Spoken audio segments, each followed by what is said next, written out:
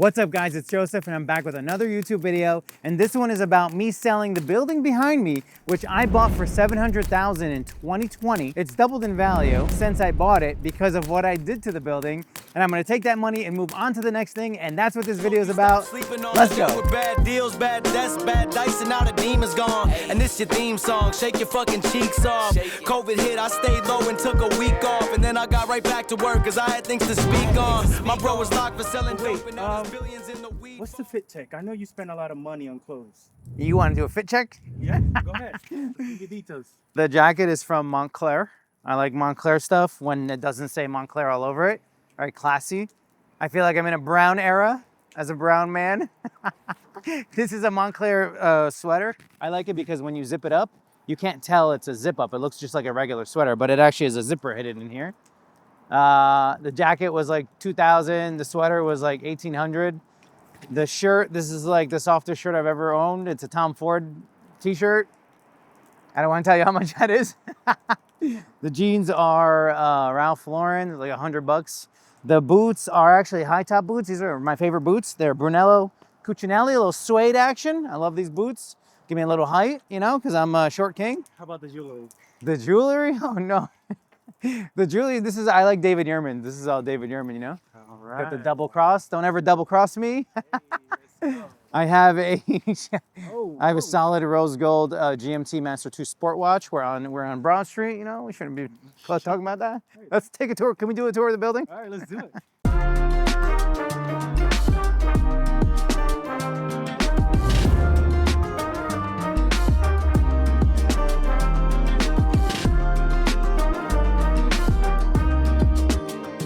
So I bought this building in 2020. I paid $700,000 for it. The rent roll was rough, honestly. I think that's why the owner sold it. This was a tax accountant's office and he was leaving. So the deal was, the second I bought the building, he was gonna be delivered vacant. He was paying like $1,200. And I think the owner who owned it before me didn't really have a vision as to what this area could be. This is Broad Street in Bloomfield, very close to Moncler, a lot of potential. Town Pub is right there. I think that's getting renovated. And I don't think he just saw it. So I actually spent a lot of money into the facade. As you can see, I didn't know a yoga studio was gonna rent it. I basically built it out as what we call in commercial vanilla box. So the new tenant can come in here and kind of do what they want. And I kept it empty. I kept it empty for a few months. So I didn't get any rent the first like 6 months of ownership. I was just pouring money into the property. I had 4 Section 8 tenants upstairs. They were paying like $900, $1,100, $950, like bullshit numbers. I have since fought Section 8. 2 out of the 4 left and 2 remained. And those 2 are now at $1,800, which is kind of nice because one of the tenants is never even here. My plan was to get this to $10,000 a month. It was collecting $1,200. It was barely collecting $5,000. My vision was to double the rent roll, AKA double the value. The condition was terrible. So this building is actually unique because it was a 1910 build, and then the owner got approved to build 4 units on top of the 1910 build. So it's just a storefront, and then he added 4 units. So technically everything from the sill plate up was brand new. But the way they did it was like, meh. So I had to do a lot of reframing to get the storefront to look like this. And the apartments weren't bad. I just did kitchens and bathrooms and paint. Bulk of my money went into the storefront, obviously, and also the utilities. The renovation on this building, the addition on this building was already 15 years old when I bought the building. So in New Jersey, everything lasts like 12 years. HVAC, whatever. Unless you're doing like a hot water boiler, which lasts like 30 years, everything like HVAC, all that stuff, 12 years. So I actually needed to change everything when I bought the building. So that's what I did. Electrical, I moved up here. I upgraded the service from 150 amps to 400 amps with a house meter. So I can have all separate units, yoga studio, so 5 meters plus a house meter, 7 meters. So I pay for the house meter. It's like $100 a month for this building, all exterior lights in the basement. And then the yoga studio has their own electrical, heating and cooling. And every single apartment has their own electrical, heating and cooling. And I pay for the water. The water comes out to like $200 a quarter. The majority of the money I spent was in this storefront. I opened up this whole space, redid the whole glass. This was like $10,000 right here, which was, I thought would actually kind of cheap. I thought it was gonna be more. I also opened up this. There was already a steel beam here. So there was like 3 layers of ceiling and this fire system was like almost covered by the drop ceiling. So I raised the ceilings, put it on its own electrical service, opened up this whole space, made it gorgeous, put down hardwood floors, new recessed lighting, opened up the store so it gets a lot of natural light, and I patiently waited for a quality tenant because most landlords don't want to put the money into the building, and they also just want the first tenant who's going to give them bullshit rent. And that's what I didn't want to do. I wanted to avoid that. So I made a little bit of sacrifice. I was losing this rented for $2,200, and then the rents went up. Now it's at $2,600.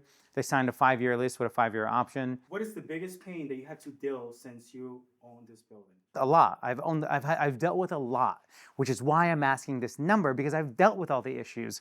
Actually, I'll go through them one by one, because majority of them are in this fucking basement. Okay? The electrical, all the electrical meters were here against this wall. Hurricane Ida came in and flooded this basement up to here. And actually all that got ruined. So if you notice, it's no longer here. It's upstairs. I moved everything outside above where it'll never get water again. And that cost me like $38,000. Upgrading the service to 400 amps and moving all the electrical upstairs. This floor in the yoga studio, I had to re-sister all the joints and reframe the entire yoga studio. That was a fucking nightmare. This system right here, don't get me started, because I bought this commercial building and I fucked up. I didn't even know this was here. I didn't even know I had to service this. I didn't even know I had to repair all the sprinkler heads.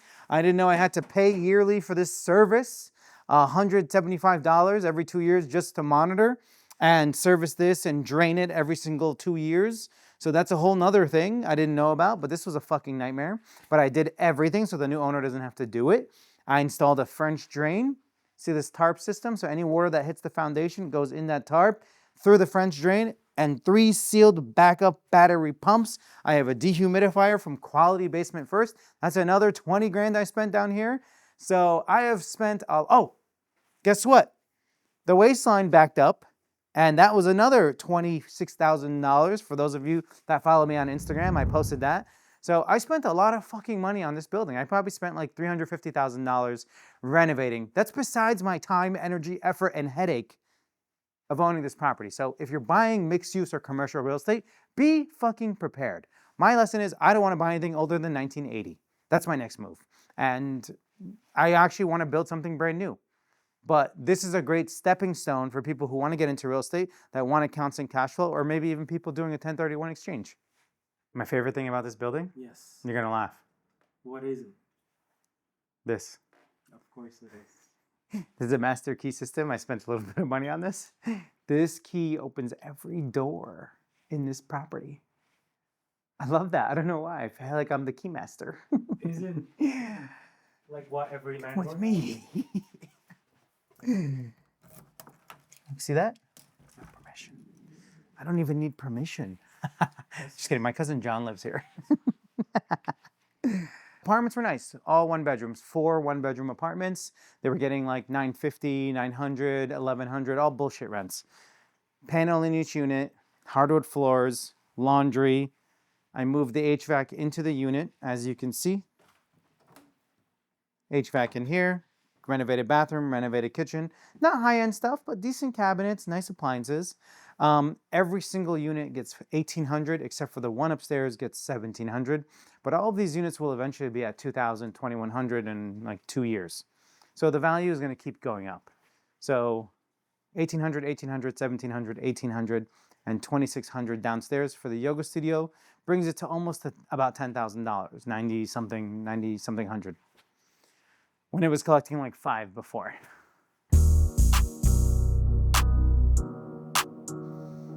All right, guys, if you're still watching, I'm shocked. But now that you're here, this is a great building. The last video I made on YouTube, I forgot to put the address. Well, I didn't forget, my videographer forgot. So the address is 383 Broad Street in Bloomfield, New Jersey. The asking price is $1,400,000. And if you want the details, go on LoopNet. It is live on LoopNet. There is a detailed sheet with all the taxes, expenses, and rent roll.